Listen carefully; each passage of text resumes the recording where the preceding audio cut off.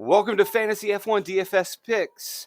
Let's talk about optimal lineups at DraftKings, lineup construction at DraftKings. But before we go to that, make sure you're going to DraftKings Network, checking out my weekly free DFS F1 article. The Bahrain article is up. Check it out. It's free. Let's get some clicks. Let's boost some SEO. And now to the show.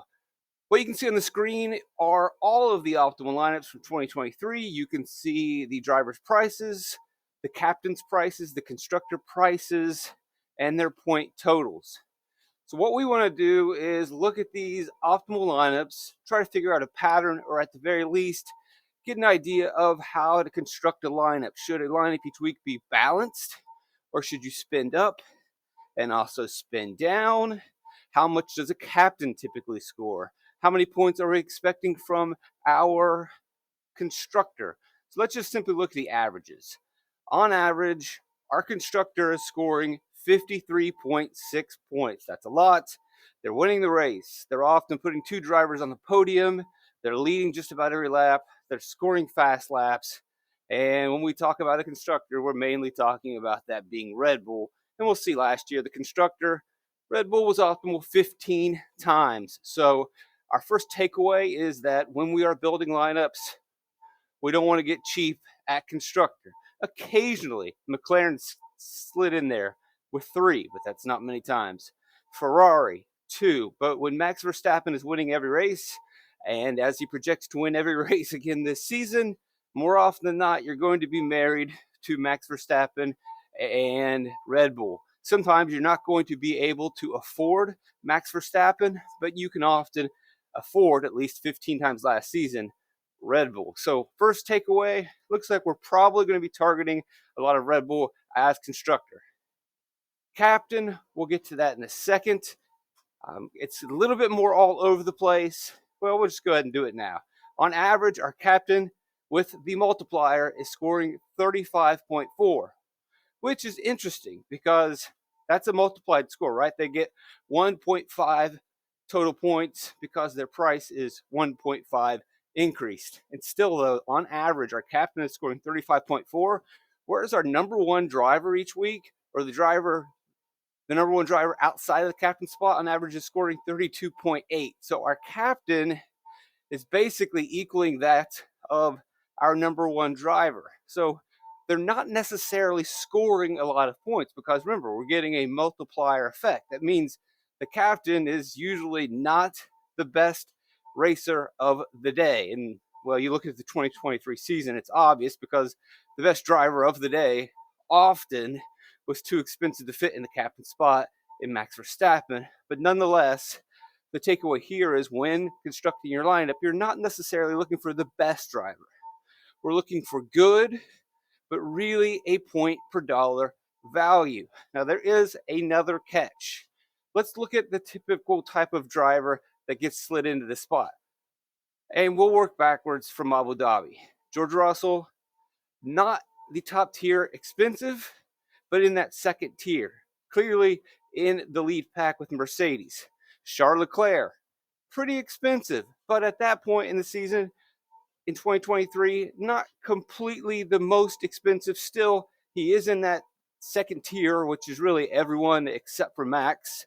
But in real life, top tier in Ferrari. Lando Norris, pretty expensive in Brazil. Not as expensive as Max Verstappen, but again, in that second tier with the top tier equipment of McLaren last season. McLaren was right there with Mercedes and Ferrari.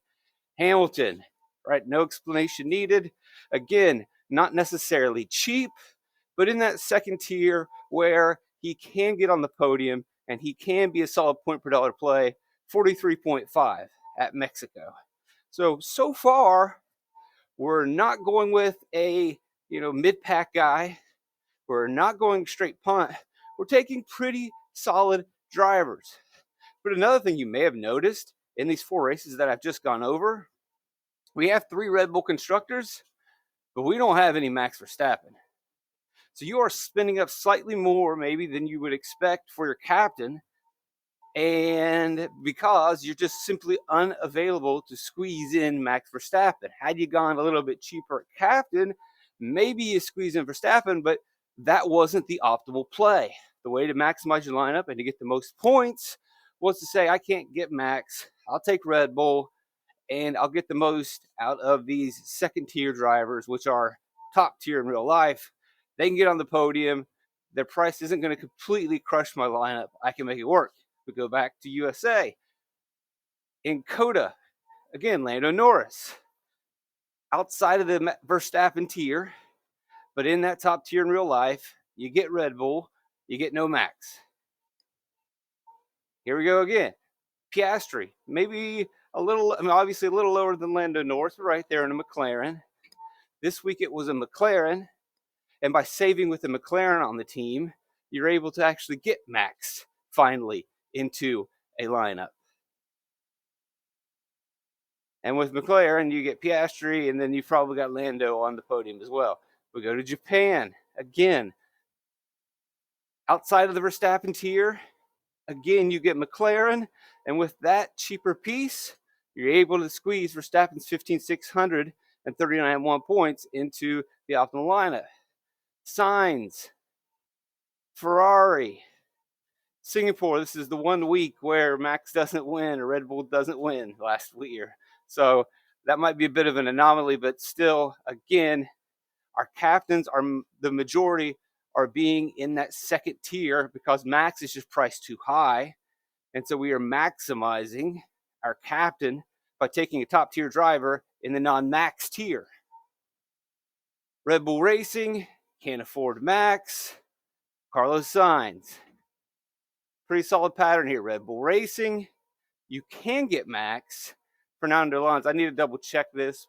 I'm pretty sure it's right. I know Liam Lawson's price is not showing up, but I'm pretty sure it fits right there.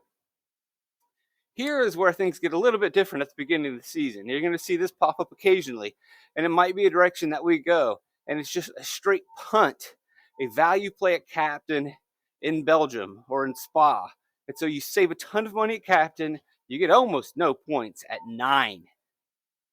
But it costs you almost nothing. But in doing so, you can afford Red Bull, and you can afford Verstappen and his 45 fantasy points. One of the things that you're going to need to be cognizant of in Fantasy F1 is some of these races have more laps than others. That's going to be more points available for Max Verstappen. It's not a significant increase, but there are some races where there are more laps, and there's some races where there are fewer laps, and those small point totals can make a difference when we're not seeing massive scores with very strong salary constraints. So be aware of that. Hungary, again, non-max tier. You're able to fit Red Bull and Max in this situation. You get 1 point out of Daniel Ricciardo. Yuck. That doesn't make any sense. I'll double check that, but whatever. Here again, second tier, non-max tier. You got McLaren in with some absolute savings early in the season, and then you're able to get Verstappen. Here you go again, another punt. Joe at 5,700, he actually gets you some points, and because of these extreme savings, you're obviously going to get Red Bull, and you're going to get Max Verstappen. You still are playing a bunch of cheapies in this lineup too. I mean, you're basically got 3 guys who are nobodies, but that allows you to get this 74 from Red Bull and this 48 from Max Verstappen. Another punt play with Alex Albon, and with that savings, even though he has a pretty good day, he gets you Red Bull, but you still can't afford Max Verstappen in this race, oddly enough. Here's another one, Joe, and some savings with Mercedes. That allows you to take Max Verstappen with your top pick. Esteban Ocon. This is really the first time we have seen a mid-pack driver in a captain spot.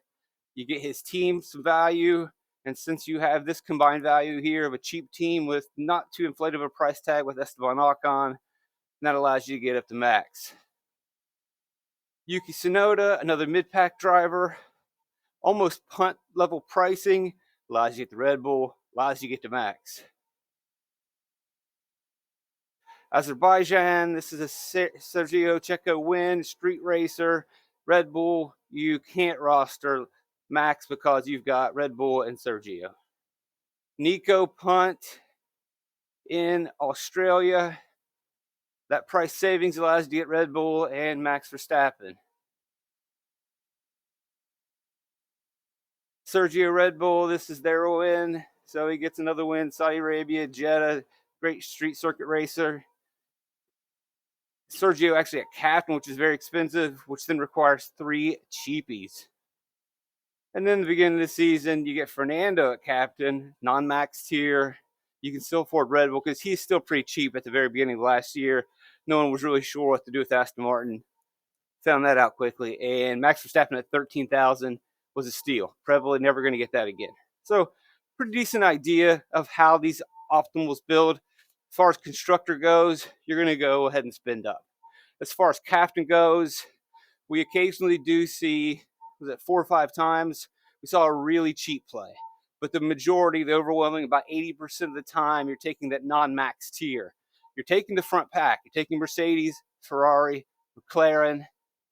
Occasionally it was Aston Martin that faded late in the season. Mainly, we're talking McLaren, Mercedes, Ferrari, and you're playing those drivers as your captain. You take Max when you can, sometimes you can't, and then you fill out. So how do we fill out? The top 2 on average, the bottom 2 on average, let's look at their salary costs. On average, your top 2 drivers, what you have to spend per driver is almost around $10,000. So not terrible. I mean, we look up here, Sergio Perez in the last race of the season, $8,400. If we get $9,400 per driver in our top 2, that's not bad. I can get easily Perez and Leclerc.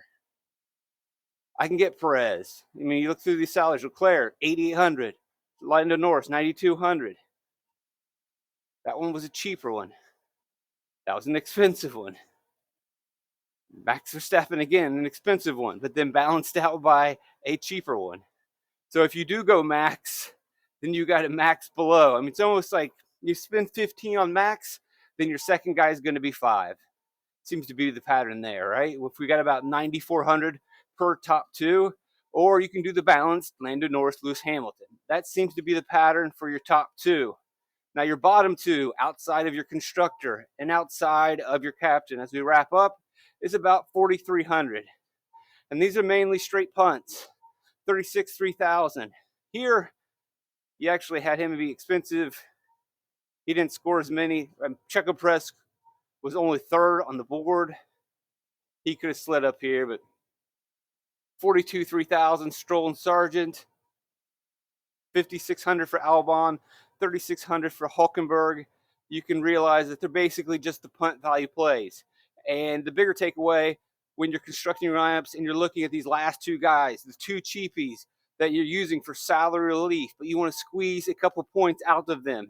They're not scoring a lot. On average, your 3rd best driver, your 3rd most expensive driver, scores about 10 points, and your last guy in scores about 6, meaning that they just beat their teammate. That's really all you're looking for from your last prayer. Your prayer punt is just beat my teammate. That is the constructing tip at DraftKings. And even with your other guy, they're not doing much more than that. They're beating their teammate. They're probably grabbing 2 place differential points, and maybe they're squeezing into 10th place and getting another point. We have seen that driver score a minimum of 4, maximum of 21. We've seen your last guy in score the minimum of 1, maximum of 12. I may need to double check these numbers, but I think they're pretty accurate for the most part. Anyone that's played DraftKings probably doesn't disagree with this. So to wrap up, when we're building lineups, our constructor, don't go cheap, go Red Bull. We need points, on average 53. Captain, it tends to be the non-Verstappen tier. They're all top tier in real life. Mercedes, Ferrari, McLaren. Those 6 drivers were there more often than not. Occasionally, about 25, 20% of the time, we did go with a Joe. We did go with a Haas driver. We put in a Sonoda, went value. Only once did we play a mid-pack driver in Esteban Ocon. The way to go, it seems, and I don't think this is being any different, as long as Max Verstappen becomes priced out of the market, is to maximize our points here with a Leclerc, with a Russell, with a Lewis Hamilton, Carlos Sainz, a Lando Norris, an Oscar Piastri, and maybe even a dash of Fernando Alonso here or there. Then from there, your top pick's your top pick. You're going to know going into the week who's your top pick. And on average, your top 2 picks, you can spend $9,400 per driver. So you can go north of 94 for number 1. You can go all the way up to max around 15. But then that means you got to lower your second guy down to about 5,000. If you don't go that high and you play about, I don't know, someone in 10,500, then your second guy is about 8,500, which still means you're playing non-Verstappen tier, but top tier drivers in real life. These top 2 can easily be a Mercedes, a Ferrari, or a McLaren, Aston Martin if you want to mess around. The bottom 2, you got about $4,300 to play with. You're going to the bottom of the field. You're looking at Williams. Which teammate's going to win? You're looking at Haas. Which teammate's going to win? You're looking at Sauber. Which team's going? Which driver is going to outperform their opponent? Maybe you can get up to RBT. I don't know. Maybe you can get up to Alpine. I'm not sure. And even in those teams, what we're really just wanting in the end of the day is a cheap, we beat our teammate. And sometimes it becomes difficult to decipher whether Tsunoda is going to outrace Ricciardo. Sometimes it becomes difficult to decide if it's going to be an Ocon or Gasly day. That'll be determined on the given weekend at the given track, based on starting position, based on the opportunity, based on the price. That will help out. But hopefully this was a pretty good idea of how to construct a lineup for Fantasy F1 DFS at DraftKings. Thanks, like, subscribe, share the video. If you want to get access to the sheet, I don't know if I'm going to end up sharing the sheet with anyone. It's something I'll kick around, but you can go to racefortheprize.com. You can always DM me at Twitter. Send me an email, racefortheprize06@gmail.com. But please like, subscribe, share the video. Blessed to have you guys around. Love you guys. Trip to Light's fantastic.